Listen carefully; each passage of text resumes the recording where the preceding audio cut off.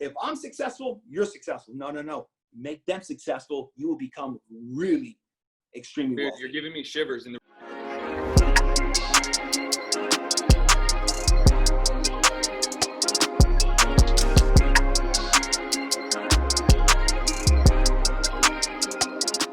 What is up, everybody? Welcome back to an incredible episode of The Science of Flipping. And I, again, have an incredible guest. I mean, literally someone that I aspire to be one day. Mr. Bobby Castro. How are you, partner? Thank you, Justin. I'm doing great. Thanks for having me, man. And you're somebody I definitely want to get to know more. You have the same energy, same passion, and you got the people skills, man. Yeah. Well, this is what we're going to dive into. So, but, you know, I want everyone to understand more about you, and I don't want to even, try to give my best attempt to give you the edification you genuinely deserve. You have sold $1 billion company. You have a massive rental portfolio, but, tell a little bit more of the people, where you come from, how you got started, just your background, like your 9th grade education, right? Like people need to know more about you, and I don't even want to try to do you injustice. So, dude, give us a quick 30-second background of yourself and where you've come from, what you built. I mean, it's really remarkable. Absolutely. And I think it's the same story that a lot of other people have. I'm maybe just able to speak about it because maybe some of the things I've accomplished, but I am the proven example that anybody can do this. I am by far, not the smartest knife in the drawer. I just figured out how to scale. Back in the day, today 9th grade is high school. Back in the day, it was junior high. That's when I decided to leave in the 9th grade. My mom supported it. I failed at the 3rd grade. I was not a difficult child. I used to have a lot of questions because I have a hard time comprehending things, and I like to re-ask it, make sure I get it. I was just on a Zoom call with my controller, and poor Jamie had to explain things to me 10, 11 times before I got it. But I understand it. I became aware of all my weaknesses, and I just ignored it, and I'll get a little bit into it. But, I have a beautiful mom. She's 80 years old. She raised me and my brothers, waiting on tables, 3 full-time jobs, no exaggeration. Before Denny's, where you and I may go 4 a.m. with our buddies, that graveyard shift, that beautiful waitress, that was my mom. And she did such a great job. She always delivered value to the customer. She smiled when she didn't want to smile. Thank you when she didn't want to thank you, hoping that she gave you value for that 18% gratuity tip. After that shift, she walked home, didn't drive home, and that was by strategy because there was no car, so we lived close by 2 of her jobs. She went home, rested up, took a shower, did the same dog and pony at another restaurant, then went home, did the 3rd gig at the Roni Pub Steakhouse in Miami Beach. I see my mom do that my entire life, adult life, never complained about it. And during this process, I saw my mom struggle substantially by trying to make paying the bills. We grew up with zero exaggeration on Rent-A-Center. It still exists today. And these are for families that don't have the financial whereabouts to buy furniture, nor have the credit to finance it. And my mom used to pay weekly and bi-weekly a coffee table, a bed for her children, a couch where she slept on. My mom's room was a couch. And they used to pick it up back and forth. One day we won't have furniture. One day we will. Every other month the lights were on. And she made the best of it. But to be honest with you, it bothered the heck out of me.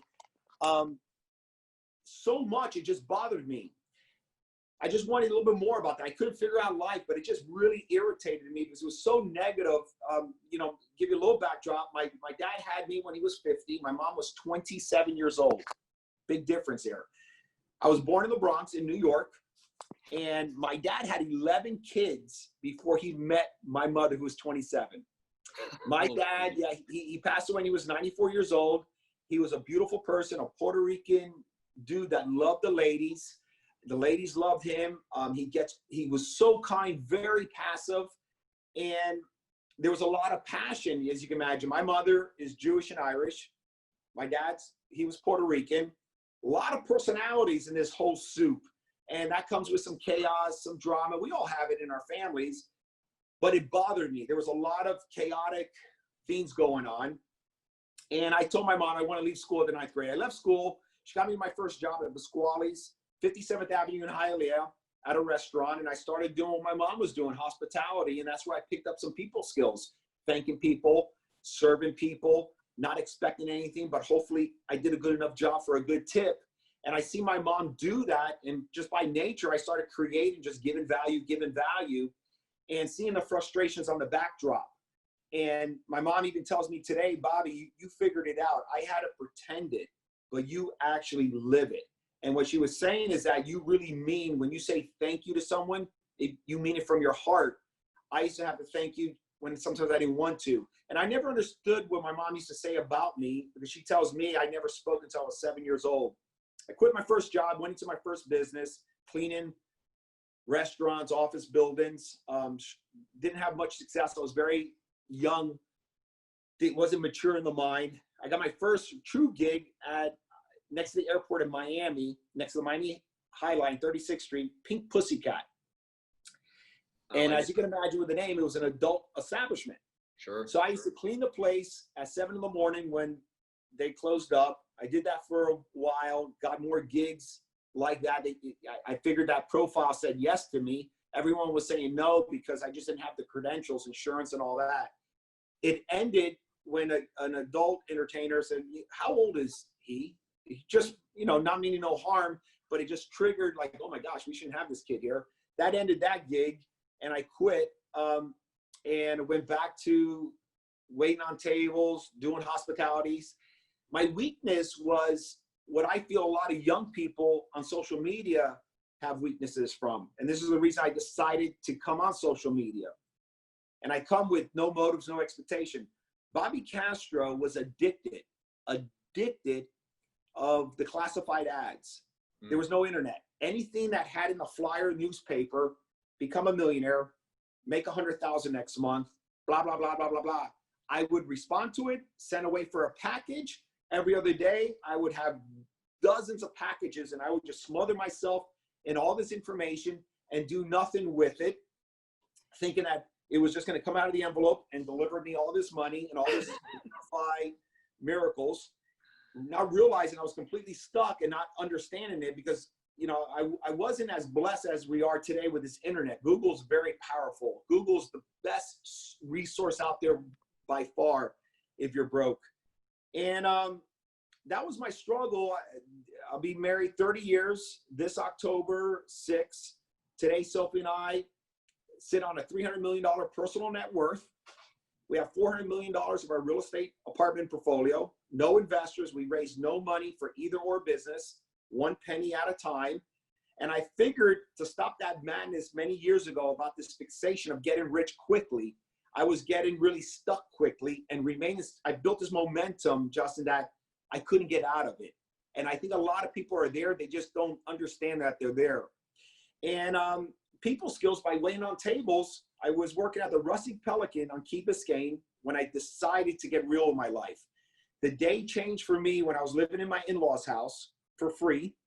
We had no money, Sophie and I, but we had a little baby girl, Priscilla. She's 29 years old now. She was about 2 years old. How old were you then? By the way, the Rusty Pelican is still like a monument in Miami. My wife is from Miami. My wife is Cuban. So when you talk Miami, I'm like, I'm with you. I waited on tables there at night.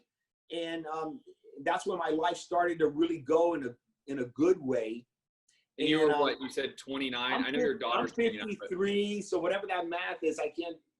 So she's 29 now, so she had to be 2 years old then. Okay. And so Sophie pulls up on a car in front of Dixie's and Pedro's house on Lejeune and 103rd Street in Hialeah. And my wife is Cuban. Her whole family's Cuban. Awesome. And they gave us a car, a real beat up car. They gave us so much love and all the money they had, but this car had no air conditioning. It had the reverse fumes where there's like carbon monoxide. It's just, you drive it, you're like this, and there's just so much fumes. Yeah. For some reason, I was walking out of their house and Sophie pulls up. The car was black, dusty. Sophie pulled up sweating, and behind her in the car seat was Priscilla. Peach, super red, trenched in water, because here in South Florida, it's called something called humidity. Many people can't take it. And I'll never forget, man, I looked at my daughter and she looked at me just so much, so happy, so everything. I used to say, and I used to complain how I grew up. And I said, never my children will ever grow up like I did. At that moment, I realized I talked crap, blah, blah, blah. My daughter's in a worse position. My mother did better than this. That day, I put down the classifieds. I put down all the fast track stuff, always working harder, looking for the quick fix, trying to trick myself. And I got real. I went to the Rusty Pelican, got a job, waiting on tables, got a job during the day, Better Business Bureau, selling memberships to businesses. And it all started there, one step at a time. And I decided to start at the stage where I was at. Mm-hmm. I used to be negative A as an apple, working on efforts that have everything to do with letter Z. And I was skipping it all along. And now realizing no one's going to be here to help you, Bobby. There's no one willing to bet on you, not even yourself. And it started there one thing at a time. That's when I started the company out of the kitchen table, working at the Rusty Pelican, selling the memberships. And I ran into individuals with good people skills. Hey, I'll buy this membership that I don't believe in. I don't like it. I don't think it brings value, but come work for us, do something with us, and we'll buy it. Of course, I said yes to it because it was an opportunity. And that's how I got into healthcare financing. And that thing led me slowly. And trust me, every moment I was trying to pre-pivot myself, and I held myself back on purpose with the help of my beautiful wife saying, Bobby, don't make the mistake again. And trust me, there was millions of times I was ready to jump ship and pre-pivot because of my wife and because I started surrendering, starting to listen to her, because she had the best intentions for us to succeed. And that's so hard for people to really get to, but I'm so blessed that I got there because my father was a little opposite. You know, I explained some of his backdrop of all the relationships. And Sophie and I slowly built it, people skills, meeting this one, meeting that one. We created a company, and with others, hundreds of people was part of this. My brother was involved, the whole 9 yards. And to give you the power of compound efforts and not getting distracted, years later, a knock comes. Hey, we want to wire you $75 million. I'm just cutting it through short. We're basing your company a valuation of $250 based on what we know. And we would like to invest 30% and buy 30% and just be passive investors. And again, like I took that job and that opportunity, you say yes. Said yes, whatever. Well, the wire transfer of $75 million showed up. And then you start looking at the power of Google and research that's free of charge. People are crazy. Why would someone do that? Are they out of their mind? Boom, press enter. Oh my gosh, they stole it. Because we were paying attention to this, being distracted, thinking we were doing good. Right. Because we fool ourselves. You think you're doing good, how much more you can do better. All along, they were buying this. When we said, oh my God, we simply did this, fueled our energy and our attention with no distractions. 11 months later, we knock on the door. You have a first right refusal. Man, you guys are awesome. Have no issues with you, but we want to take another 19% off the table, but still control and own 51% of the company. Oh, great. Yeah, you guys been rocking. We've been making a lot of money, but it's 600 million, not 250. That was 11 months later. You're crazy. Well, it closed. All cash. Then we fueled it more. And then you start exiting for $1 billion. I could have exited for more, but the terms were really hassle-free. The power of paying attention and surrendering, saying, you know what, Bobby? And I was rocking back then. I was making very good 7 figures money and doing good and doing rocking and rolling over here. All along, I should have been paying attention here. So we can lose ourselves. And Bobby Castro, every day I got to check myself. 2 hours every morning, I work on myself to make sure I don't jump ship. And I'm paying attention to the correct things, to the core values where I want to go. I'm going fast here. And my message is your minutes are non-refundable. And if you're investing them and all here thinking you're rocking and you're stacking and racking, chances are you're not. Should you be paying attention to some other areas in your life? Mm-hmm. So I don't know if that was a long-winded answer to your question. Dude, I mean, I just want people to get to know you more. I mean, you're in this space now. You are very loud, both personally, which I love, but also you have the ability to reach a lot of people. And I think people need your message above 99% of what is out there on the internet. To your point, you are addicted to the ads in the newspaper. Well, people are fully addicted to Instagram, Facebook, and everything. I mean, TikTok and all of them, right? And so, but there's a missing component as an entrepreneur, and I'm specifically in the real estate / education space, and you have an incredible portfolio, which we could talk a lot about. But also, like, people have to understand extreme focus will result in extreme results. And if you are not focused on the right things and or distracted and or, you know, shiny object jumping around as you did as a young man, you're not going to get any results. You're going to be very mediocre at best at whatever you are doing without the results that you're really looking for. And you even proved it to say you were kind of over here pounding your chest saying, I'm rocking and rolling. But if you just focused on over here, all of a sudden you have $1 billion company, right? And there's a lot of us that have that company, have that possibility. We're just giving our energy elsewhere. And what I would like to say is how I did it, how I was able to scale. I'm using this example again, which is a true story about the 250 to 600 million to $1 billion. When you start, I'm all here. I'm very good here. Totally. But when I said, okay, I got to start paying attention to this, I realized, my gosh, I don't have the skill sets to take it to the next level. Now that's a true entrepreneur, to say, you know what? I need better than me. That is when the huge pivot came that can happen in any stage of your life, where you start saying surrendering, you take a back seat. That's what a true leader does, gets resources to compensate all those. Look at me, I'm so hyper, I can't even stay focused sometimes to compensate, but I know my weaknesses. I don't try to repair them or fix them because it'll take a lifetime. I just fuel my strengths. I compensate all my weaknesses by bringing other people aboard. Bobby, how do you get those great people? Again, years ago, I learned people skills. The power of really, of giving more value than I receive. I was always about that because I was a waiter. I saw my mother doing it, just giving more value, being sick as a flu and still waiting on tables.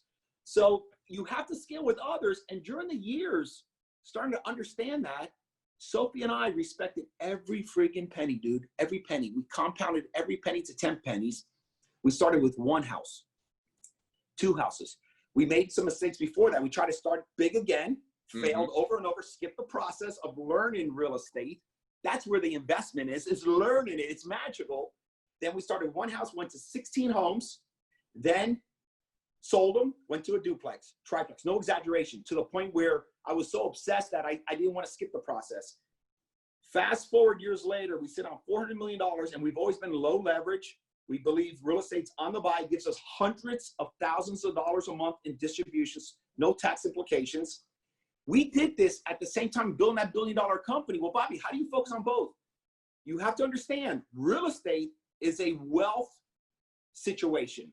It's not going to supplement your current situation. Your job is to make as much income, continue investing, still focusing on money. Capital is important. So scaling, what we did, how we scaled all our businesses, were from others helping us get there. We put a compensation program together. If you're successful, I'm successful. What I just said was not what I said. If you're successful, I'm successful. Most people say this: if I'm successful, you're successful. No. Make them successful. You will become really extremely wealthy. You're giving me shivers. And the reason I'm such a passionate, we were talking before this, right? I'm so passionate on the subject of leadership. I firmly believe, I mean, I don't want to get to the whole country and what's going on, but, and because we are recording this in the middle of literally the most fractured the country's ever been, the COVID, the whole thing. But in corporate leadership, let's talk about business, stay on business. I firmly am a believer of the reason why people fundamentally don't have the ability to grow and scale to the level they want. And some people want the $1 billion business, and I love that, right? And then other people just want to get to a place where they're not just, having a high paying job, doing all the work themselves, and they want to have some leverage. But the reality is there's one missing component in my mind. And I'd love to hear your take on this, but it is 100% the difference between being a boss and being a leader. Yeah. And I firmly don't believe people are genuinely leaders. They would love to call themselves that. They will get on Instagram and post every meme possible about leadership. But in what comes to doing what leaders need to do, which in large part is doing the work and then combining that with surrounding yourself with people, they don't. They would rather just call themselves a leader. And so it is a missing link. I don't think people are necessarily born to be leaders. Well, let me rephrase that. I do believe a very small percentage of people are born leaders, but it is a muscle that you need to continue to strengthen over and over and over again. And so I'd love to hear your perspective on that. And I love the topic because I practiced this, and I'm telling you, I got where I'm at now, and I'm getting more out of life because of it. And hundreds of my partners, I don't never call them employees, and I've been so close to them. My office used to be right in the main hub. I never had a title. I never had a position. Leaders build leaders. And I keep saying ego's not your amigo. Sometimes ego can get in your way. Everyone's caught up in a title. I'm the owner. It's me. They are not ever going to truly see their full potential and scale, or more so, create leaders. The way I was able to exit, it wasn't just me. It was others. I created other leaders that were so far better than me. Now, you're willing to surrender to that, to understand, hey, I've taken it to this stage. Now, this is out of my, I don't have the skill set here. I'm going to have to. Most of us fail at that. I used to fail over and over there. That is a true leader to say, hey, I am not the Mac Daddy at all. I'm here to create something, and life is about this. You give value to life, you create value. You have valuation. In real estate, as you and I know, you give value to a property, you put capital improvements, you increase the rents, it increases in value. There's no different in business. I do private equity investment, and the concept of scale in real estate, private equity, BC, it's all about the value add in your business. If you have a small business owner and one of your listeners are listening, I don't care what industry, you're never going to create valuation in this business unless you bring on better than you. And the only way you're going to bring on better than you is to release yourself with a me, I. There's so many people that have an ego, and it's never your amigo. Oh, no, Bobby, but I'm a real nice guy. I'm like you. Listen. Ego comes in so many different forms. I'm telling you, I have no problem being exposed to opportunities, no problem making money. Think about what I just said. That's financial freedom. But the biggest bonus is how I'm making others massively successful. The return on that investment is friggin' huge. Yep. No, I mean, dude, we could go on and on. I mean, we could do a 2-day seminar, you and I, just rocking the house on this, because it really is, it's always going to be about the people. And I always try to, so there is a great meme that I firmly believe where there's a picture of a boss pointing, and then there's a picture of a leader like carrying, right?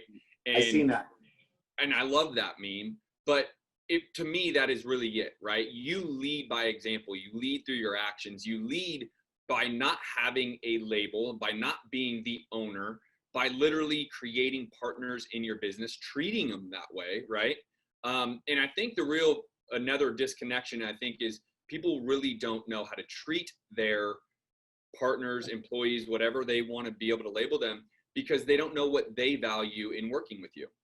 So if you never have a sit down with some of your star employees or all of your employees and say, what's important to you? What in life is important to you? Great, we're paying you enough to, make a living, put food on your table, pay your bills, go to the movies, etc. But remove the money. What do you want out of life?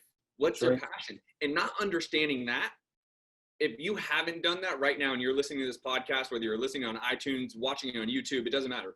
If you haven't had those conversations with your key personnel, period, you're not a leader yet.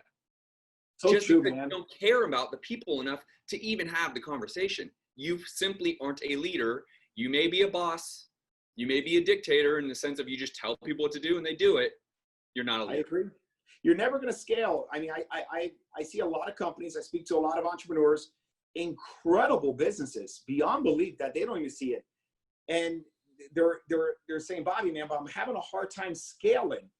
And I'm spending time as I ask a lot of questions, and you'll be amazed when you just listen. And 9 out of 10 times, the reason they're not scaling is because of them. For the same topic we're talking about, and only if they can surrender to it. And I tell entrepreneurs, man, you can have $10 million, you could be producing $50 million net income like I was, and then you can start producing $200 million net income. Big difference. And how you do that, you need others to scale. I don't know, man. And you know, I wish, man, you know, I had somebody like myself pouring on my heart, because I can assure you I'll probably be worth 10 times more. And I do believe money provides resources for you. It's not everything, but it provides resources. You can help out organizations, you can help family members, you can help healthcare if something, God forbid, goes wrong. And the internet's powerful, man. And watch the content you dive into.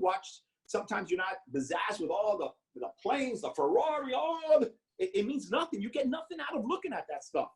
It is crazy. Listen, I'm 39 now, and I did my thing, and I've run 13 years, I've run a very successful real estate business, more in the fix and flipping and wholesaling component, right? Collecting quick cash.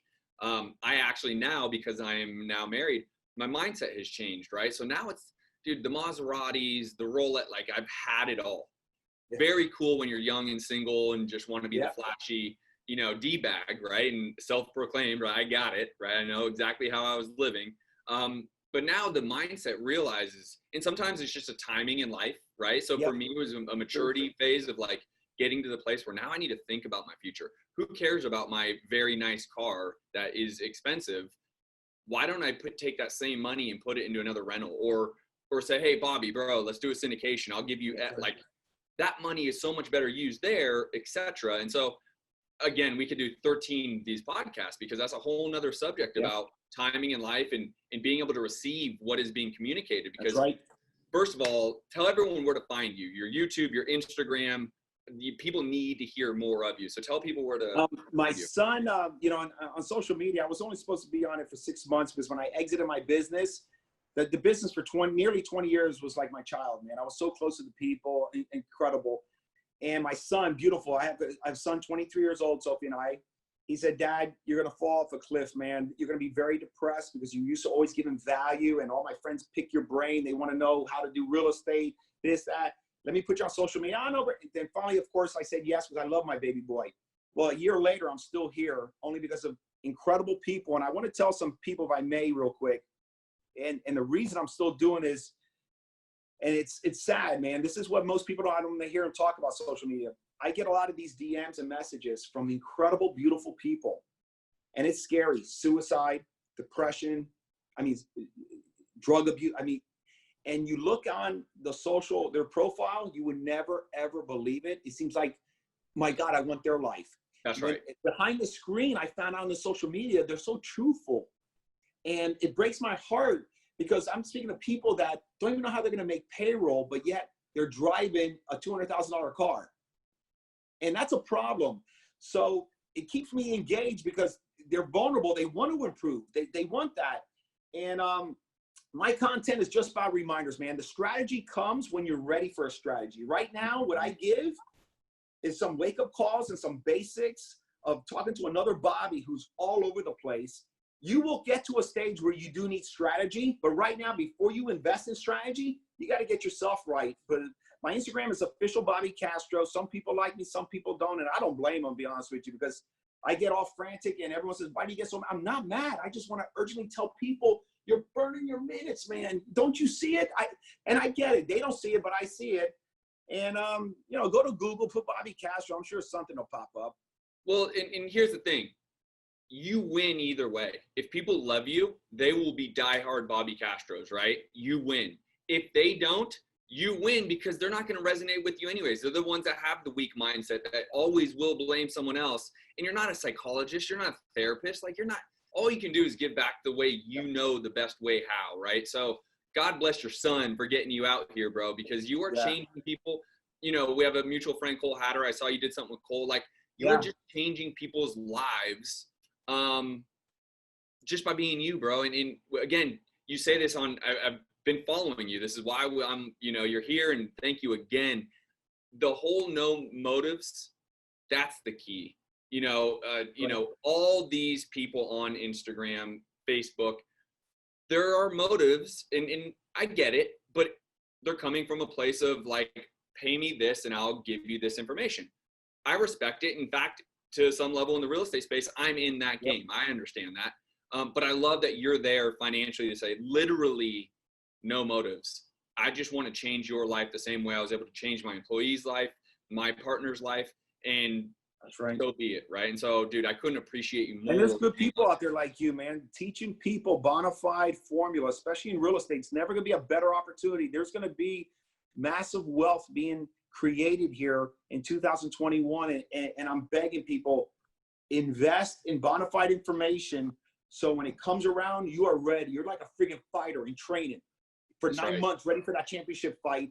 And if you're not prepared for it, man, when preparation meets opportunity, whew, explosion in a good way happens. We call that luck these days. That one's luck, right?